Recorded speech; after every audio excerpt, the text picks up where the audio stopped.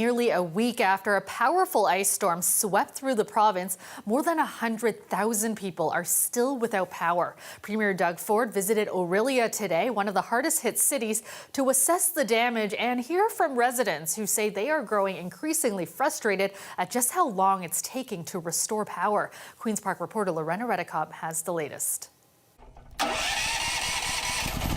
It's been a week without power for Elaine Buzavetsky. Happy she has a generator after the first one she had failed. The horrible part was when our generator broke, and I am not a crier. I burst out crying.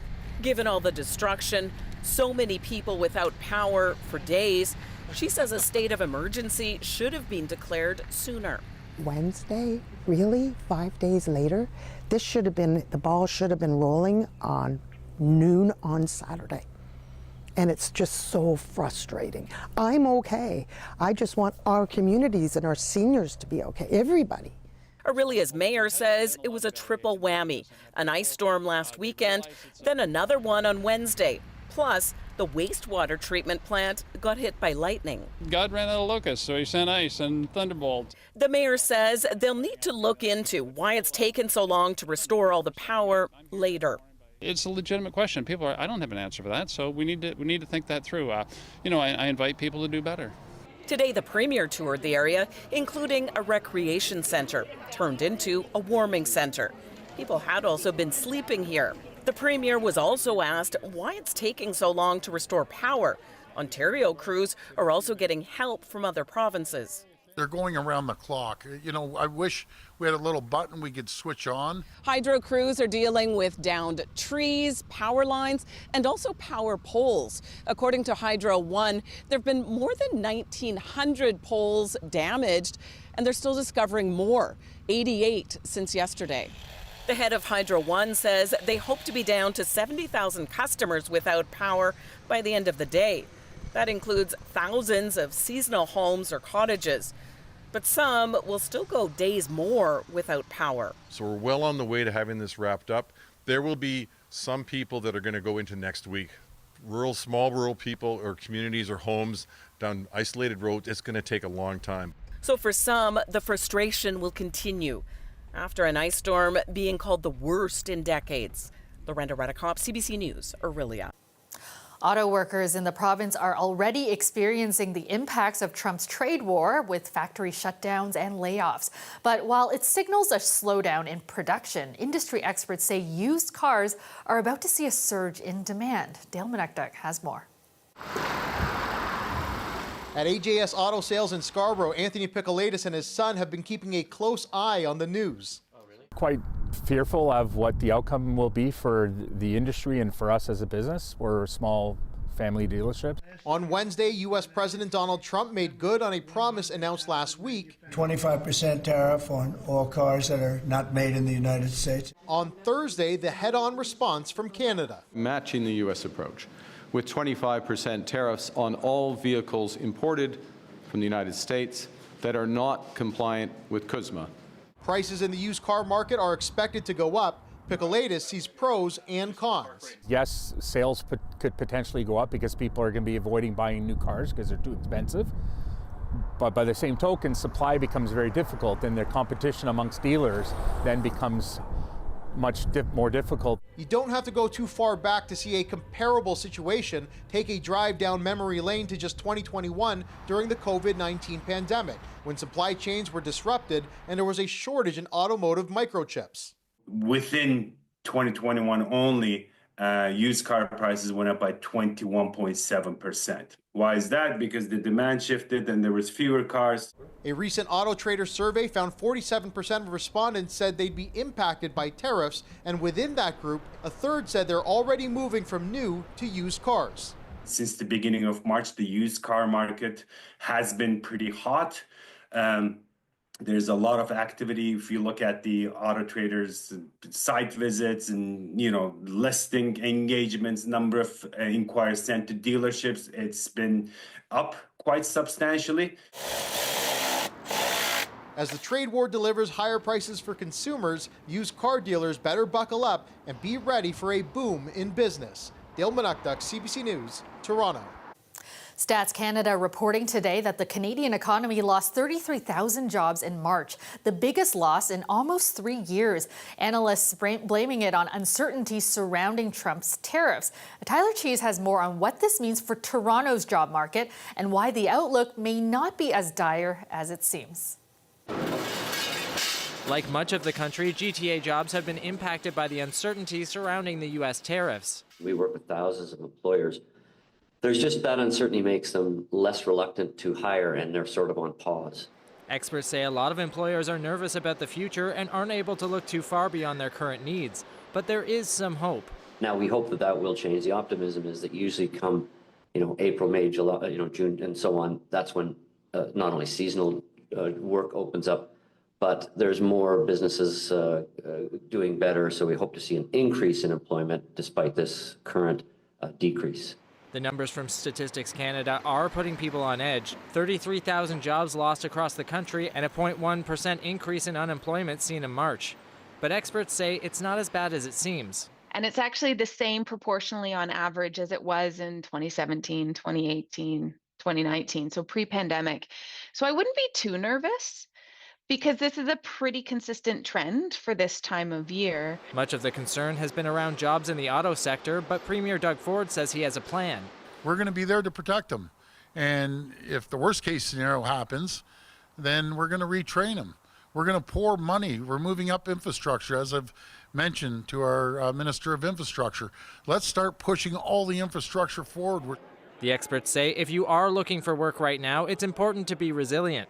It's also could be a time to reskill and retrain.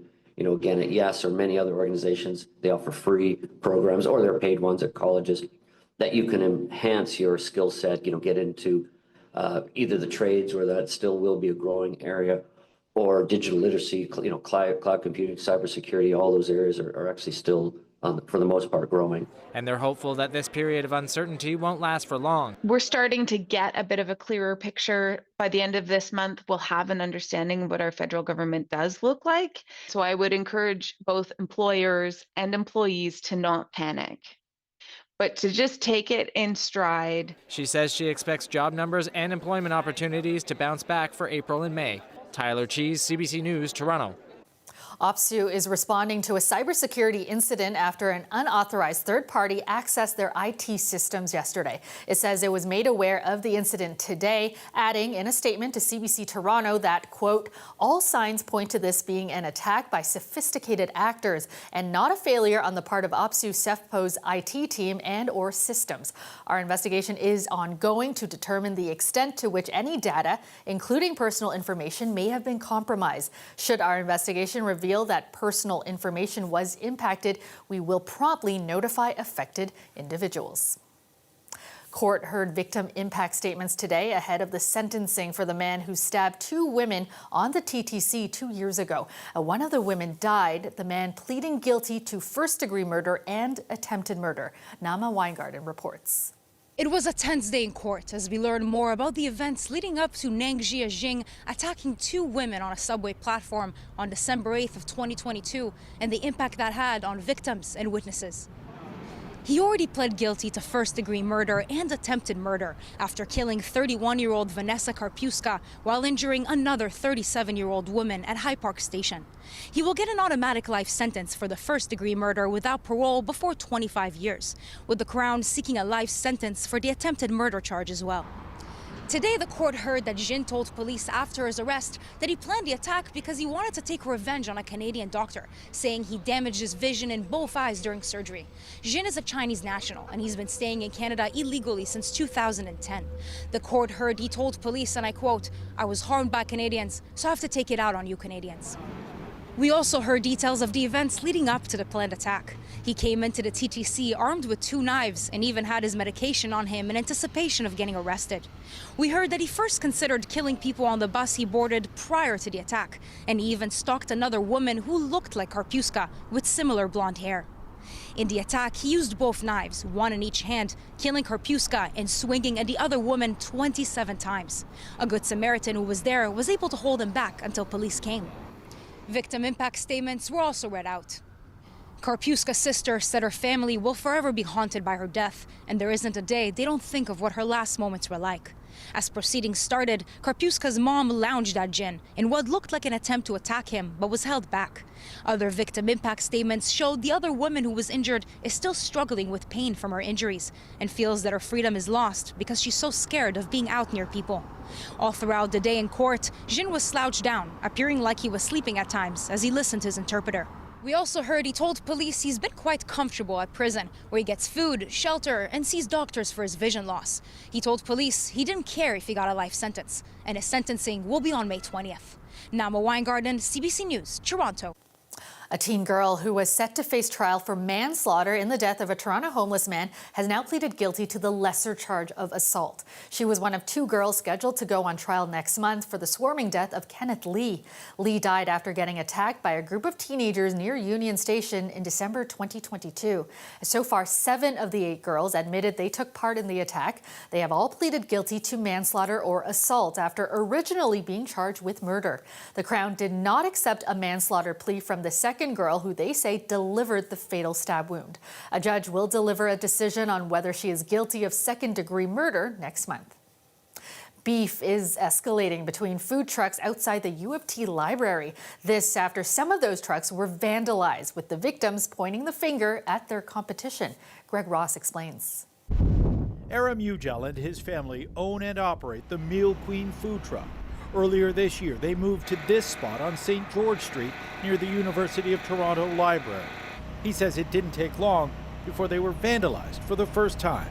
We parked the food truck 29th January, and then first day we noticed someone slashed our tires. He says not long after that, his family started receiving threats. My family got a verbal threats from other competitors, like you need to go from here, and then also you're gonna see if you guys stay in here. And then their truck was broken into. 2 days later, we had the generator, different brand of the generator. It got stolen. We had the propane tanks. This also got stolen. Other food truck vendors who have tried to move into the area say they've had similar problems. Kareem Zainadine owns the Levantine food truck. He parked it on St. George Street on February 2nd. Less than 2 weeks later, he came to work and realized he also had a break-in. The locks on the cabinet were destroyed. The generator, we opened it up. We turned it on for a bit and then it started sputtering. I looked into it. I'm pretty sure the reason for the damage was maybe they poured sugar into the fuel tank. He says they also cut a wire for an exhaust fan. All of the damage cost him thousands of dollars. The repairs on their own cost a couple of thousands, but then the missed out revenue, because if you're making 700 or 1,000 a day, you're missing out on all of the revenue, and we had to close down for 10 days. They believe they are the victims of a turf war and that some of their competitors who have been in the area longer are responsible for the damage. I'm not doing anything to them. I leave them. They can make money, I can make money too. Hada Shoka owns the Pita Express food truck. She's been parked in a prime spot directly in front of the library since 2016. She says some of the truck owners that are new to the area have been coming after her because they want her to move. They talked to me, they came to me, they told me, please, give me 1 week here. You are in front of the library and then you go back. I say, I'm not going back. I am here a long time. My spot is a long time here. Several incidents of vandalism in the area have been reported to police, but the victims say very little has been done. Toronto police tell CBC News they've looked into the complaints, but they say they don't currently have enough evidence to continue an investigation. Greg Ross, CBC News, Toronto. Welcome back. As concerns about the future of democracy continue to be raised across the globe, a summit is taking place in Toronto this week to tackle some of the most urgent civic issues. We spoke to some young attendees who say their generation is ready to spur action. So building kind of connections with other youth leaders and also people who are maybe a bit further ahead in the field and learning about how to build more coalitions among different disciplines. I think a lot of local actions such as climate action needs many different partners to carry this out. So I think kind of building more network and connections would be great. I think that young people are really passionate. We see that the world is our future and we we also want to leave a healthy planet for other people as well. And a lot of young people are active in this space when it comes to like getting their friends to vote, getting their family members to vote as well. They really understand the importance of exercising your right. From major sporting events to the convoy protests, the meaning behind the Canadian flag has transformed countless times since it was created 60 years ago. Well, now it's seeing a resurgence in popularity in the face of Trump's trade war. Hayden Waters explores how that's playing out on the federal campaign trail. At first glance, the red and white maple leaf seems straightforward, but perception of the Canadian flag is complex and ever-changing. Now its symbolism is shifting once again, this time in defiance of Donald Trump and his threats against Canada. Federal party leaders are tapping into this surge of patriotism on the campaign trail. You can see it when you watch Mark Carney's rallies and events. Liberal supporters wave coordinated red signs, and the backdrop is this massive Canadian flag. Carney's been using the slogan, Canada Strong, over and over. There's also that ad they put out with Carney in a hockey box next to Mike Myers. Online, it's titled Elbows Up. Elbows up. Elbows up. Who's ready for a change? The Conservatives are leaning into this as well. Pierre Poilievre has been using his revised slogan, Who's ready to put Canada first for a change? You'll notice the maple leaf on his microphone placards and in the party logo.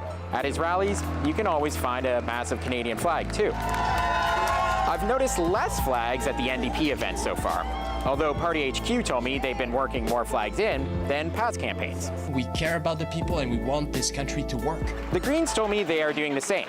In an email, co-leader Elizabeth May said she felt the flag was captured by right-wing populists during the Freedom Convoy.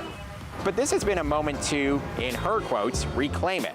Now, I'm no vexillologist, that's the one who studies flags, but Forrest Pass is. He points all the way back to the 1891 election, when a similar battle was happening around tariffs and the US. And we saw political parties at the time wrapping themselves in the flag. There are these instances when Canadians have felt threatened or felt concerned about a political disagreement or an issue in international affairs where we have looked to the flag, we have looked to these symbols as a source of consolation and solace.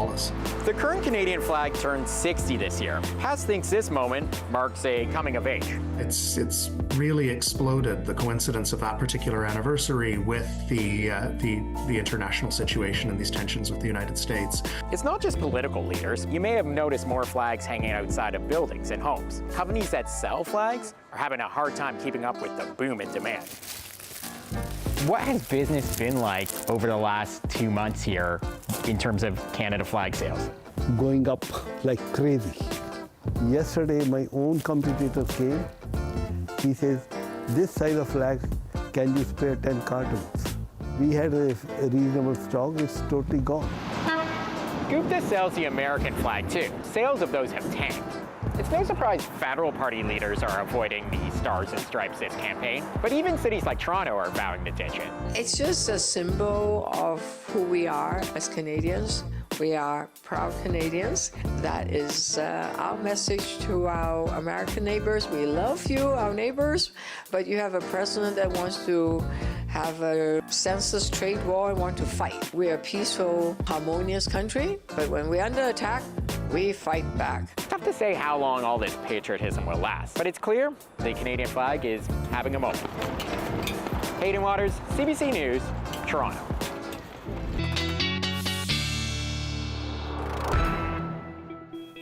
All right, Colette joins us now with a check on the forecast. And Colette, it was another nice sunny day, but that's about to change.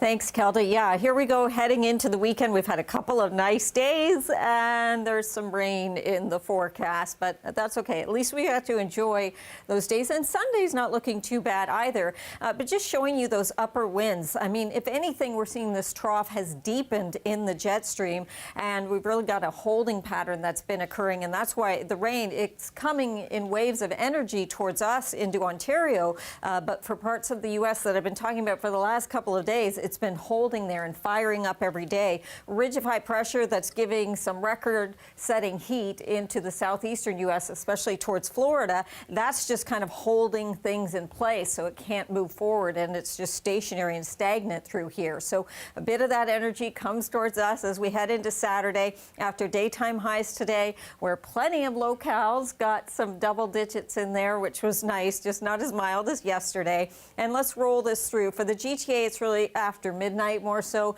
that we get into some rain. And in the early morning hours on Saturday, depending, on your plans, if you can delay things a little bit perhaps, just because we could have some heavier rain to start the day off.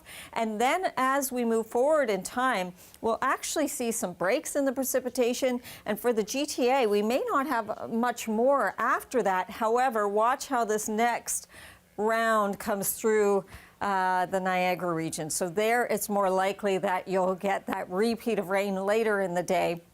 What does happen is as we head overnight Saturday into Sunday, we are going to get some clearing. We'll get some sunshine coming in, and so an improving forecast for that second half of the weekend. A little breezy as that system does go through. And then look at this. I do have to point out Monday night into Tuesday morning, we've got some cold air coming our way, and we could wake up Tuesday to some snow cover on the ground. More on that to come. It's a few days away. Rainfall amounts about 5 to 10 millimeters of rain for Toronto. However, you could get to 15 or maybe even 20 millimeters or more before it's over with in the Niagara area there because of that extra batch of rain coming your way.